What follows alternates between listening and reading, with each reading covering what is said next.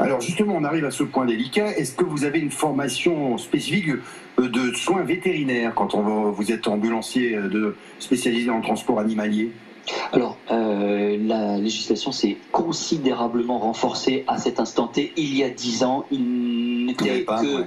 j'allais dire, il fallait réunir juste 5 ans d'expérience ou alors un des titres, certificats et diplômes qui fait partie de la profession des vétérinaires ou de leurs préposés, leurs salariés.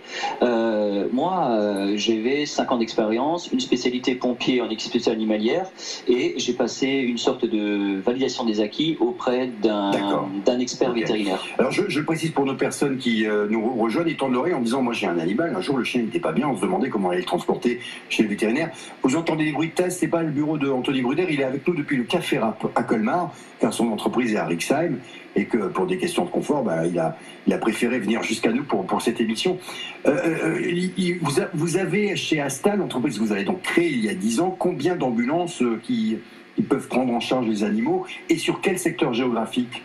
Aujourd'hui, on en a deux. Oui. Une qui est essentiellement utilisée pour les urgences critiques, appelée urgence vraie. Oui.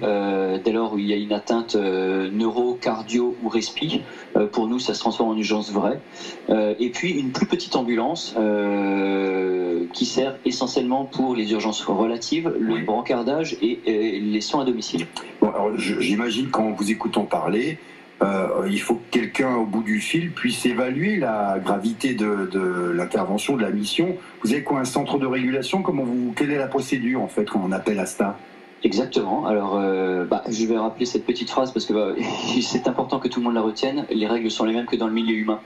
Quand vous faites appel au centre 15, qui est le SAMU, vous avez un régulateur qui s'appelle un permanencier. Ici, dans le milieu des ambulances privées, comme dans le milieu des ambulances humaines, ça s'appelle un régulateur PC ambulance. C'est une personne qui, en temps normal, a minimum 3 à 5 ans d'expérience dans le cadre de l'urgence, qui lui permet de niveler à minima la gravité suspectée. Oui. Donc en gros, elle évalue la situation et elle proportionne l'intervention de l'ambulance. Alors restez avec nous, Anthony Bruder, parce que c'est bien beau. On a le numéro de l'ambulancier animalier, on l'appelle, mais qu'est-ce qu'il en fait de l'animal? Comment on sait quel est le vétérinaire qui peut l'accueillir ou la clinique vétérinaire? Réponse dans Ça vaut le détour avec Anthony Bruder, le patron de Asta, qui est avec nous ce soir en direct.